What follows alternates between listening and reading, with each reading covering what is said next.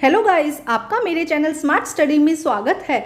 आज हम directed of education की तरफ से दी जाने वाली वर्कशीट नंबर 13 करेंगे, जो कि क्लास 7 की है और सब्जेक्ट है साइंस। ये वर्कशीट 31 अगस्त 2021 की है। तो आइए शुरू करते हैं आज की वर्कशीट शुरू करने से पहले प्लीज़ मेरे चैनल को सब्सक्राइब कर दीजिए। तो आइए देखते हैं आज की worksheet, feeding and digestion in amoeba. देखिए क्या लिखा गया आज की वर्कशीट में। In today class science teacher Bharti ma'am ask the student, do you know the name of the any organism who digest the food without mouth and the digestive system. तो आज science की क्लास में Bharti ma'am ने एक question पूछा कि क्या आप जानते हैं कि कोई ऐसा भी ऑर्गेनिज्म है जिसके पास में क्या नहीं है, माउथ नहीं है, डाइजेस्टिव सिस्टम नहीं है, फिर भी वो फूड को क्या कर रहा है, डाइजेस्ट कर रहा है। With keen interest, the student starting discussing each other and answer in the one voice, no ma'am. जब बच्चों ने ये बात सुनी तो बच्चों ने आपस में डिस्कशन किया और उसका आंसर उन्होंने कहा no ma'am, this is not possible, ये पॉसिबल नहीं है। How can an organism take its food without mouth and digest it without the digestive system. तो यहाँ पे बच्चों ने टीचर से बोला कि ऐसा कैसे पॉसिबल है कि अगर किसी ऑर्गेनिज्म के पास में माउथ नहीं है, डाइजेस्टिव सिस्टम नहीं है, फिर भी वो फूड को डाइजेस्ट कर ले। तो सब बच्चों ने क्या कहा, उसको आंसर दे दिया नो। अब उनकी मैम देखो क्या कहती है। The Bharti ma'am explain that they would be surprised to know that there are certain organisms which do not have mouth and digestive system yet they digest food। तो उनकी मैम ने उनको बताया कि कुछ ऑर्गेनिज्म ऐसे हैं कि उनके पास में क्या है, माउथ में नहीं है, डाइजेस्टिव सिस्टम भी नहीं है, फिर भी वो फूड को क्या करते हैं, डाइजेस्ट करते हैं। This organism is amoeba.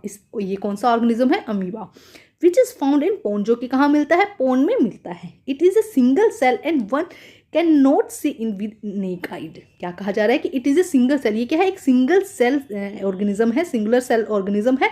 And one can not see it with the necked आई, हम इसे अपनी आंखों से नहीं देख सकते। अगर हमें इसे देखना है तो हमें इसे माइक्रोस्कोप की जरूरत होगी। It has a cell membrane and vacuole in it cytoplasm. अब क्या है, इसके पास क्या होती है, सेल मेम्ब्रेन होती है, वैक्यूल्स होती है इसके साइटोप्लाज्म में। तो आइए हम यहाँ पे कुछ फीचर्स दिए गए हैं उनके बारे में समझते हैं। Amoeba, it is a single cell, ये देखो इस तरह से डायग्राम होता है। ये क्या है, सिंगल सेल ऑर्गेनिज्म है। It can not seen with the necked आई, इसे हम अपनी आंखों से विदाउट माइक्रोस्कोप, हम अपनी नंगी आंखों से मतलब कि इसे नहीं देख सकते हैं। It has a cell membrane and vacuole in it cytoplasm. देखो ये क्या हो जाएगी, इसकी सेल मेम्ब्रेन हो जाएगी और इसके अंदर जो लिक्विड मटेरियल है उसे हम साइटोप्लाज्म कहते हैं। और साइटोप्लाज्म में इस तरह से फूड वैक्यूल, इस तरह से वैक्यूल प्रेजेंट होती है।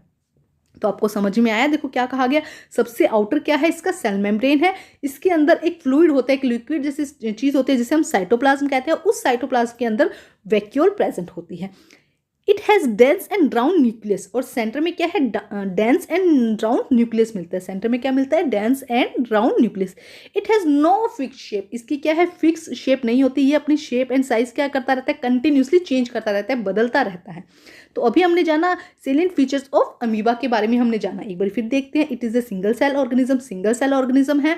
It can not be seen with naked eyes, naked eyes से हम इसे नहीं देख सकते हैं। It has a cell membrane and vacuole, क्या होता है, आउटर क्या होता है, इसके पास में सेल मेम्ब्रेन होता है, इसके अलावा साइटोप्लाज्म है और इसके अलावा क्या है, फूड वैक्यूल्स प्रेजेंट होती है। नंबर 4 पर है, it has dense and round nucleus, इसके पास क्या होता है, डेंस एंड राउंड न्यूक्लियस होता है जो सारे काम को देख रेख करता है। नेक्स्ट है, it has no fixed shape, इसकी कोई भी फिक्स्ड शेप नहीं है। आइए आगे देखते हैं बेटा क्या कहा गया है। Feeding and digestion in amoeba. अब अमीबा में किस तरह से फीडिंग और डाइजेशन होता है। Amoeba change its shape and position constantly by pushing out finger like projection called pseudopodia or false feet and capture some microscopic organism as it food। तो देखो यहाँ पे हम समझते हैं क्या होता है कि देखो आपको समझाया जाता है। यहाँ पे देखो ये है माइक्रो, ये है हमारा, हम इसको लेते हैं, ये ले लिया हमने अमीबा। अब इसमें होता क्या है, देखो इसके अंदर ये अपनी शेप एंड साइज को क्या करता रहता है, कंस्टेंटली चेंज करता रहता है, फटाफट क्या करता रहता है, चेंज करता रहता है। जैसे कि अगर इसके पास में यहाँ पर हमने कोई फूड मटेरियल देखा, जब ये अपने आसपास कोई फूड मटेरियल देखता है तो अपनी शेप को चेंज करता है। देखो इस तरह से इसकी शेप हो जाती है। और ये जो फिंगर लाइक प्रोजेक्शन है इसे हम क्या कहते हैं, सूडोपोडिया, इसे क्या कहा जाता है, फॉल्स फीट या सूडोपोडिया। अब ये धीरे धीरे ग्रो करते हैं, देखो इस तरह से, फिर ये और ग्रो करेगा, ठीक है। उसके बाद देखो क्या होगा, फाइनली क्या होगा, ये अपने अंदर इसको कवर कर लेगा, ठीक है। और उसके बाद ये जो फूड था इसके अंदर चला जाएगा। हम इस डायग्राम से भी समझते हैं। देखो ये है फूड पार्टिकल, यहाँ पे इसका ये न्यूक्लियस है। अब क्या हुआ, जैसे ही फूड पार्टिकल यहाँ पे आया, इसने अपनी पोजीशन थोड़ी चेंज की और सूडोपोडिया जैसे स्ट्रक्चर निकाल ली बाहर अपनी शेप से, इस तरह से सूडोपोडिया निकाली है। अब ये सूडोपोडिया क्या करेंगे, ग्रोथ करेंगे और इस तरह से करेंगे कि जो फूड पार्टिकल है ये इसकी बॉडी के अंदर आ जाए और फाइनली क्या होगा, ये जो फूड पार्टिकल है ये इनकी बॉडी के अंदर आ जाएगा। अब आगे समझते, देखो क्या कहा गया, amoeba change its shape and position constantly by pushing out figure like projection called pseudopodia. Figure like projection बन जाते हैं जैसे क्या कहा जाता है, pseudopodia and false feet and capture some micro organism as it food. और क्या करते हैं, फूड को कैप्चर करते हैं, माइक्रो ऑर्गेनिज्म जो फूड है उनको क्या करते हैं, कैप्चर करते हैं। The food become trapped into the food vacuole. अब देखो हमने यहाँ पे देखा था ये न्यूक्लियस है और यहाँ पे क्या है, साइटोप्लाज्म है और साइटोप्लाज्म के अंदर क्या था, यहाँ पर न्यूक्लियस था। ये हमने साइटोप्लाज्म के अंदर क्या था, फूड वैक्यूल्स है। जो अब ये ऑर्गेनिज्म आया है ये इस फूड वैक्यूल में ट्रैप हो जाएगा। द फूड बिकम्स ट्रैप्ड, जब the food becomes trapped into food vacuoles, digestive juice are secrete into the food vacuoles. अब जो डाइजेस्टिव जूस हैं, जैसे हमारे स्टमक में जो डाइजेस्टिव जूसेस सीक्रेट किए जाते हैं, वैसे इस फूड वैक्यूल में क्या किए जाते हैं, डाइजेस्टिव जो जूसेस है वो सीक्रेट किए जाते हैं जिससे कि फूड क्या है, डाइजेस्ट हो जाता है।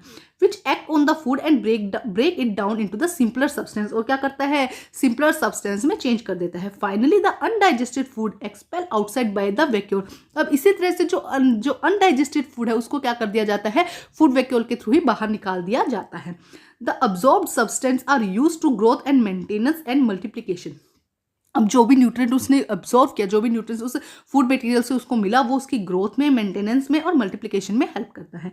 The undigested reduce of the food is expel outside by the vacuole. और वो क्या निकाल दिया जाता है, वैक्यूल के थ्रू जो अनडाइजेस्टेड फूड है वो बॉडी से बाहर निकाल दिया जाता है। तो देखो यहाँ से समझो बेटा, किस तरह से इसने उसको फूड को पहचाना, उसके बाद उसने अपने सूडोपोडिया बनाए। देखो जैसे यहाँ पे फूड है, देखो हम समझते हैं एक बार फिर से, यहाँ पे कोई फूड मटेरियल, तो यहाँ पे अगर अमीबा है तो क्या करेगा, इस तरह से सूडोपोडिया बनाएगा अपनी, क्योंकि शेप एंड साइज चेंज कर सकता है ये, तो इस तरह से सूडोपोडिया को ग्रोथ कराएगा और फाइनली इस फूड को क्या ले लेगा अपने अंदर, और वहाँ पे फूड वैक्यूल्स होंगी, उसमें ट्रैप हो जाएगा फूड, वहाँ से डाइजेस्ट हो जाएगा क्योंकि डाइजेस्टिव जूस है फूड वैक्यूल में, और उसके बाद जो अनडाइजेस्टेड पार्ट है वो क्या होगा, बॉडी से बाहर निकाल दिया जाएगा। अब आगे देखते क्या कहा गया है बेटा, देखो noted a similarity between the nutrition in amoeba and human being is that both the case digestive juice break down the some complex food particle into the simpler substance। देखो क्या किया जा रहा है, कॉम्प्लेक्स फूड को, जो complex food है उसको किस में कन्वर्ट किया जा रहा है, सिंपलर सब्सटेंस में। ऐसे ही हम लोगों के अंदर होता है, ह्यूमंस में भी सेम यही होता है कि कॉम्प्लेक्स फूड को सिंपलर फूड में चेंज किया जाता है, सिंपलर सब्सटेंस में चेंज किया जाता है। And difference is that amoeba has no mouth and no digestive system. Amoeba के पास में कोई माउथ नहीं है and no digestive system, but where a man beings has mouth and digestive system made up many organ. जो क्या है, many organ से माउथ एंड डाइजेस्टिव सिस्टम बना हुआ है। ठीक है, तो ये थी आज की वर्कशीट। अब हम करते हैं इसके क्वेश्चन आंसर। आइए देखते हैं बेटा क्या क्वेश्चन आंसर दिए गए हैं। In amoeba the food becomes trap in dash and digestive juice are secrete into dash. कहाँ पे होता है बेटा बताओ, फूड कहाँ पे ट्रैप होता है, वैक्यूल्स में, फूड वैक्यूल्स में। और डाइजेस्टिव जूस कहाँ से सीक्रेट होते हैं, फूड, वो भी फूड वैक्यूल से। तो दोनों का ही आंसर बेटा इसमें क्या हो जाएगा, फूड वैक्यूल हो जाएगा। दोनों का ही आंसर क्या हो जाएगा, फूड वैक्यूल। हम यहाँ पे लिख देते हैं, देखो यहाँ से लिख लो, चाहे यहाँ से आप लिख सकते हैं फूड वैक्यूल। तो दोनों में ही क्या आ जाएगा बेटा, फूड वैक्यूल। ठीक है, तो ये हो जाएगा यहाँ का भी आंसर। दोनों में एक तो फूड को ट्रैप कौन करता है, फूड वैक्यूल ट्रैप करते हैं, और डाइजेस्टिव जूस कौन सीक्रेट करता है, वो भी फूड वैक्यूल ही करते हैं। नेक्स्ट देखिए क्या कहा गया, question number 2, right one similarity and one difference between the nutrition in amoeba and human beings. क्या डिफरेंस और क्या सिमिलरिटी है, तो यहाँ पे बहुत अच्छे से दिया गया है आंसर नंबर 2। आप इसको अच्छे से यहाँ पर लिख लेंगे।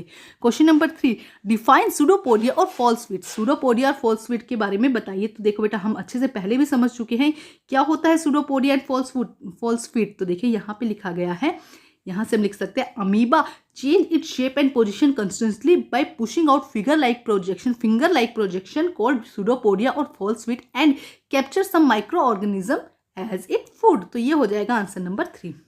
तो बेटा आज की जो वर्कशीट है वो कंप्लीट होती है। वर्कशीट कंप्लीट करके अपने टीचर से चेक कराइए और प्लीज़ मेरे चैनल को लाइक कीजिए, सब्सक्राइब कीजिए और शेयर कीजिए। Thank you students.